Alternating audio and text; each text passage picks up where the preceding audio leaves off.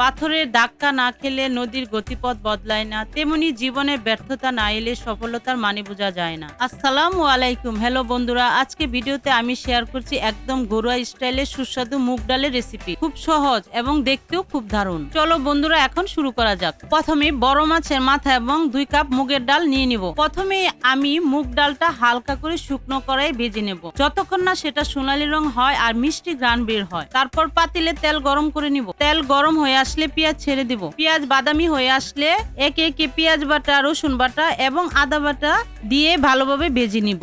ভাজা হয়ে গেলে হলুদ গুঁড়ো, অল্প পরিমাণ মতো মরিচের গুঁড়ো এবং ধনিয়ার গুঁড়ো দিয়ে ভালোভাবে মশলাগুলো মিশিয়ে নেব।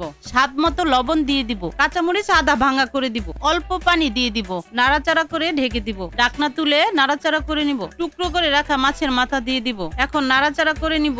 মশলাগুলো মাছের মাথার সঙ্গে যাতে মিশে যায়। অল্প পানি দিয়ে কষানোর জন্য ঢাকনা দিয়ে ঢেকে দিব। কিছুক্ষণ পরে ঢাকনা খুলে মাছের মাথা হয়ে আসলে সিদ্ধ করে রাখা মুগ ডাল দিয়ে দিব। মাছের মাথা এবং ডাল ভালোভাবে মিশিয়ে নিব। লাসা লাসা হয়ে গেলে ভাজা জিরা গুঁড়ো দিয়ে দিব।